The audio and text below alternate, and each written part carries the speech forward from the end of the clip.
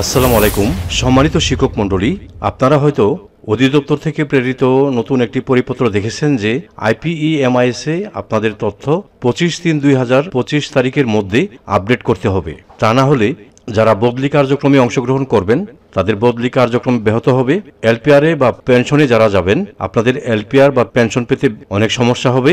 আরও অনেক নতুন শিক্ষক এসেছেন যাদের তথ্য এখনো আপলোড করেননি, দ্রুত আপলোড করতে হবে। পুরাতন যারা আপলোড করেছিলেন আপনাদের বিভিন্ন তথ্যের মধ্যে পরিবর্তন এসেছে, সেই তথ্যগুলি পরিবর্তন করতে হবে। তো কিভাবে পরিবর্তন করবেন চলুন আমরা ভিডিওটি দেখি। তো আমি সরাসরি ক্রোম ব্রাউজারের মধ্য দিয়ে আইপিইএমআইএস পেজে প্রবেশ করে ফেললাম।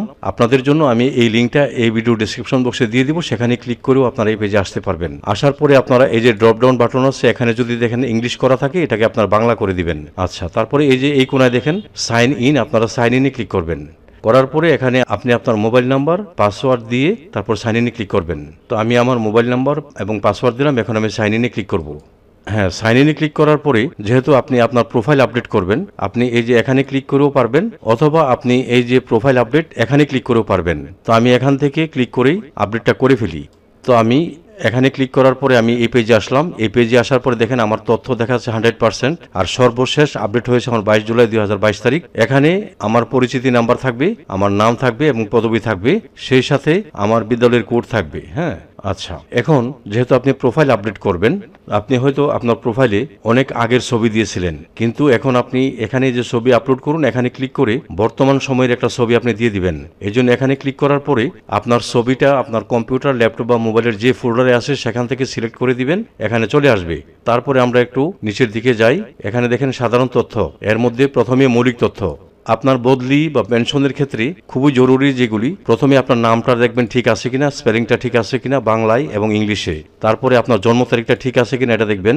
এখানে আপনার মোবাইল নাম্বার এবং আপনার যে ইমেল আছে এই দুইটা আপনি চেঞ্জ করতে পারবেন না, বা অনেকেই মোবাইল নাম্বার এবং ইমেল দেন নাই। তো আপনারা এই দুইটা চেঞ্জ করতে চাইলে বা নতুন সংযোজন করতে চাইলে যখন অ্যাকাউন্ট করবেন তখন দিতে হবে। আর তা না হলে যদি আপনি এগুলি ছাড়াই অ্যাকাউন্ট করে ফেলেন তাহলে আপনি আপনার উপজেলার সহকারী প্রাথমিক শিক্ষা অফিসার মহোদয়ের মাধ্যমে এই দুইটা অপশন অ্যাড করতে পারবেন। তারপরে এখানে আপনি বর্তমানে যে বিদ্যালয়ে আছেন সেই বিদ্যালয়টা শো করবে, আপনার পদবি শো করবে, আপনার প্রথম যোগদানের তারিখটা ঠিক আছে কিনা এটা অবশ্যই এটা দেখবেন। তারপরে নিয়োগের ধরনটা সরাসরি না আত্মীকরণ বা জাতীয়করণ না পদোন্নতি না অন্যান্য, এটা আপনি সিলেক্ট করে দিবেন। আপনার নিয়োগের কোটাটা কি ছিল, এখান থেকে যে কোটা সেই কোটাটা দিয়ে দিবেন। নিয়োগের স্মারক অবলিক অর্ডার নংটা আপনার প্রথম যখন নিয়োগ হয়েছিল সেই নিয়োগপত্রের বাম পাশে স্মারক নংটা আছে আর ডান পাশে স্মারকের তারিখটা আছে, আপনি ওইগুলি চেক করে আপনি আবার দিয়ে দিবেন এখানে। তারপরে প্রাক প্রাথমিক জন্য নিয়োগপ্রাপ্ত কিনা, হা হলে হা দিবেন, না হলে না দিবেন। তারপরে প্রাক প্রাথমিক জন্য দায়িত্বপ্রাপ্ত কিনা, হা হলে হা দিবেন, না হলে না দিবেন। আপনার পিন নাম্বার তো উপরেই ছিল, এটা অটোমেটিক এখানে চলে আসবে। জাতীয়তা এটাও ঠিক থাকবে। আইডির ধরনটা দেখেন, অনেকেই আপনারা জন্ম নিবন্ধন দিয়েছিলেন, হ্যাঁ সেই ক্ষেত্রে আপনার জন্ম নিবন্ধনের তারিখ দিয়েছিলেন। এখন যদি আপনারা জাতীয় পরিচয়পত্র দিয়ে থাকেন তাহলে জাতীয় পরিচয়পত্রের নাম্বারটা দিবেন। ধর্ম তো ঠিক আছে, প্রতিবন্ধী কিনা, তারপরে দেখেন প্রতিবন্ধীর ধরন থাকলে এখান থেকে ধরন নির্বাচন করে দিবেন। বিশেষত্ব বলতে আপনি কি সঙ্গীত শিক্ষক না প্রাক প্রাথমিক, যদি দুইটার একটা হয়ে থাকেন দিয়ে দিবেন, আর তা না হলে প্রযোজ্য নয় দিবেন। ক্ষুদ্র নৃগোষ্ঠী কিনা, যদি ক্ষুদ্র নৃগোষ্ঠী হয়ে থাকেন হা দিবেন, তা না হলে না দিবেন। আপনি যাই পরিবর্তন করবেন করার পরে কিন্তু এখানে সদ্য পরিবর্তিত আসবে। অনেকে রক্তের গ্রুপ দেন নাই, এখন সুযোগ এসেছে দিয়ে দেন। তারপর দেখেন স্বাক্ষর, এই স্বাক্ষরটা হলো এদিকে 300 পিক্সেল আর এদিকে হলো 80 পিক্সেল, কারণ অনলাইনের যে কোনো স্বাক্ষরের সাইজ 300/80 পিক্সেল হয়ে থাকে। তো আপনারা যদি 300/80 পিক্সেল সিগনেচার না করতে পারেন তাহলে এই ভিডিও ডেসক্রিপশন বক্সে আমি একটা লিঙ্ক দিয়েছি, সেই ভিডিওটা দেখে আপনি আপনার হাতে থাকা মোবাইল দিয়েই 300/80 পিক্সেল স্বাক্ষর সাইজ করে নিতে পারবেন। অথবা এই যে দেখেন এখানে আই বাটন আছে, এখানে ক্লিক করে ওই ভিডিওটা দেখতে পারেন। তারপরে চলে যাই আমরা নিচে, এখানে বর্তমান ও স্থায়ী ঠিকানার তথ্য। অনেকে যখন বদলি কার্যক্রম শুরু হয় তখন আপনারা এগুলি বদলাতে যান, কিন্তু না, আপনি আপনার ঠিকানা যদি বদলাতে চান তাহলে আপনি এখনই সময়, এখন পরিবর্তন করে অনুমোদন করে নেন, বদলির সময় আর কোনো টেনশন করতে হবে না। তারপরে স্থায়ী ঠিকানা, এখন দেখেন এই যে বর্তমান ঠিকানা আর স্থায়ী ঠিকানা যদি একই থাকে তাহলে আপনারা এখানে একটা টিকমার্ক দিয়ে দিবেন।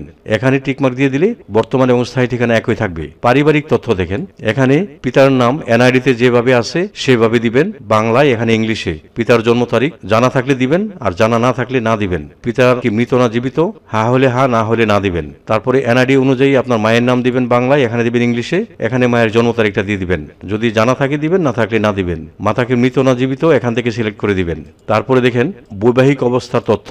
আপনারা অনেকেই হয়তো যখন IPEMIS এ আপনাদের প্রোফাইল আপডেট করেন তখন বিবাহিত ছিলেন না, কিন্তু এরপরে বিয়ে করেছেন, তাহলে আপনারা বিবাহিত দিবেন। আর যদি অবিবাহিত তাহলে অবিবাহিতই দিবেন। এখানে বিপত্নী, বিধবা বিপত্নী থাকলে এটা দিবেন, তালাকপ্রাপ্ত হলে এটা দিবেন।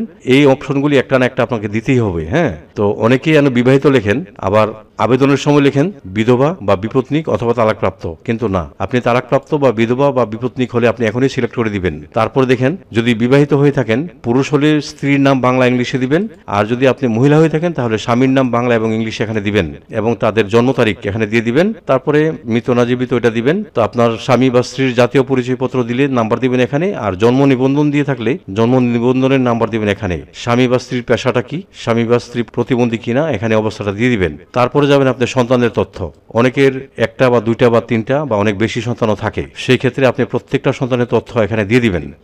তাদের জন্ম নিবন্ধন আছে, সেই জন্ম নিবন্ধন দেখে দেখে আপনারা এগুলি ফিল আপ করবেন। আমি 3টা পর্যন্ত দিলাম। তো যাদের আরো বেশি আছে তাহলে এখানে দেখেন একটি সন্তানের তথ্য যোগ করুন, এখানে ক্লিক করে 4 নম্বর সন্তানের তথ্যগুলি দিবেন। যদি আরো সন্তান থাকে আপনি এখানে যোগ করে 5 নম্বর সন্তানের তথ্য এইভাবে দিয়ে যাবেন। তো আমার তো নাই, এই জন্য আমি এটি ডিলিট করে দিব। ডিলিট করে দিলাম। এখন এখানে দেখেন পাঠদানের তথ্য। আপনি শিক্ষক, প্রাথমিক বিদ্যালয়ে অনেক সময় সকল শ্রেণীর ক্লাসে নিতে হয়, আপনি এখান থেকে সিলেক্ট করে দিতে পারেন, কোনো সমস্যা নেই। হ্যাঁ, আপনি যে যে ক্লাসগুলি নিয়ে থাকেন, অথবা যাদের বিদ্যালয়ে শিক্ষক স্বল্পতা আছে তারা তো প্রত্যেক শিক্ষক সকল শ্রেণীতে যাওয়া লাগে, এই জন্য এটা দিয়ে দিবেন। তারপরে পাঠদানের বিষয় কি কি, আপনি কি কি পাঠদান করান এগুলি এখান থেকে সিলেক্ট করে দিবেন। তো আমি এগুলি সিলেক্ট করে দিলাম।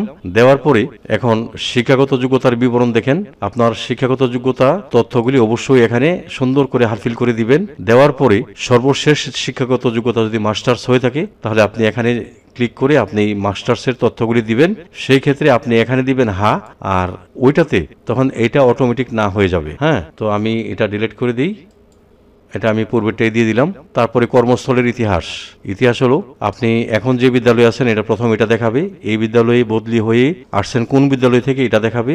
এইভাবে যখন আপনি এক বিদ্যালয় থেকে আরেক বিদ্যালয়ে যাবেন সবগুলি এখানে দেখাবে। এখন বদলি হয়ে যদি আপনি নতুন কোনো বিদ্যালয়ে যান তাহলে এখানে এটা ক্লিক করে আপনি পদবি, তারপরে বিশেষত্ব, যোগদানের তারিখ, অর্থাৎ নতুন বিদ্যালয়ে কবে যোগদান করেছেন এটা, রিলিজের তারিখটা, পোস্টিং এর ধরনটা দিবেন, তারপর প্লেসমেন্ট স্কুল এখানে থেকে নির্বাচন করবেন। এখানে ক্লিক করলে আপনি কোন স্কুল থেকে বদলি হয়ে আসছেন সেটা সিলেক্ট করে দিলেই এখানে অটোমেটিক চলে আসবে। পোস্টিং এর স্মারক নাম্বার দিবেন, যদি আসে দেন তাহলে কিন্তু ওই যে স্মারক নাম্বার, তারপরে স্মারকের তারিখ এগুলি অবশ্যই দিবেন। অবশ্যই বদলি হলে তো স্মারক নাম্বার, তারিখ সবই আছে, তাই না? আচ্ছা, এখন আমি এটা ডিলিট করে দিই, যেহেতু আমার এই অপশনটা নাই। যাদের আছে তারা এই কাজটা করবেন। তারপরে দেখেন প্রশিক্ষণের বিবরণ। আপনি যে কয়টা প্রশিক্ষণ দিয়েছেন সেই কয়টা এখানে দিবেন। যদি আরো প্রশিক্ষণ যুক্ত করতে চান এখানে ক্লিক করবেন, কারণ এখানে ক্লিক করার পরে অনেকেই এই যে প্রশিক্ষণের বিবরণটা এখানে পাবেন। এখান থেকে দেখবেন যে কোন বিষয়টা আপনি নতুন অ্যাড করতে পারেন, সেটা অ্যাড করে দিবেন। তারপরে এই প্রশিক্ষণটা কত তারিখ শুরু হয়েছে এবং কত তারিখ শেষ হয়েছে এটা দিয়ে দিবেন। ঠিক আছে? তো আমার এটা না, এটাও আমি ডিলিট করে দিলাম। তো সব কিছু আপনি দেওয়ার পরে আপনি ড্রাফট করুন, এখানে একটা ক্লিক করবেন। তো ড্রাফট করার পরে আপনি আবার প্রোফাইলে একটা ক্লিক করবেন। ক্লিক করে নিচের দিকে যান। নিচের দিকে গিয়ে এখন দেখবেন আছে পরবর্তী, এই যে পরবর্তীতে ক্লিক করবেন। তো পরবর্তীতে আসার পরে আপনি আবার এগুলো একটু চেক করেন, যদি কোনো কিছু অ্যাড করা লাগে আপনি অ্যাড করে দিবেন। ঠিক আছে? তো আমার আর কোনো কিছু অ্যাড করতে হবে না। সাবমিটে ক্লিক করলে এটা কিন্তু চলে যাবে। তো আমি এখন সাবমিট করব না, আমি আরো কিছু কাজ এখানে করব, কারণ সবগুলি কাজ করে করে দেখাতে গেলে ভিডিওটা অনেক লম্বা হয়ে যাবে। হ্যাঁ, এর জন্য কম সময়ের মধ্যে আমি এটা দেখাইলাম। সাবমিটটা পরে করব। সাবমিট করার পরে এটা কিন্তু চলে যাবে আপনার উপজেলার সহকারী প্রাথমিক শিক্ষা অফিসার মহোদয়ের কাছে। তো উপজেলার সহকারী প্রাথমিক শিক্ষা অফিসার মহোদয় অনুমোদন করার পরে এটা চলে যাবে উপজেলা প্রাথমিক শিক্ষা অফিসার মহোদয়ের আইডিতে। তো উনি অনুমোদন করার পরে আপনি আপনার আইডিতে প্রবেশ করে দেখবেন যে এটা অনুমোদিত লেখাটা আসছে। ঠিক আছে? তো প্রাইমারি শিক্ষা সংক্রান্ত এ ধরনের আপডেটকৃত নতুন নতুন ভিডিও পেতে আপনারা চ্যানেলটি সাবস্ক্রাইব করে রাখেন, তাহলে সবার আগে আপনাদের নোটিফিকেশনে এ ধরনের আপডেটকৃত ভিডিওগুলো চলে যাবে। সব শেষে আপনারা এখান থেকে সাইন আউট হয়ে বের হবেন। তো আমি সাইন আউট হয়ে বেরিয়ে গেলাম। তো এই ছিল আমার আজকের ভিডিও। আশা করি আমার ভিডিওটি আপনাদের একটু হলেও উপকার আসবে। যদি আমার এই ভিডিওটি আপনাদের একটু হলেও উপকার আসে তাহলে লাইক, কমেন্ট এবং শেয়ার করে দিবেন। সেই সাথে চ্যানেলটি সাবস্ক্রাইব করে আপনারা আমার সঙ্গে থাকবেন। আপনারা সকলেই ভালো থাকবেন। খুদা হাফেজ।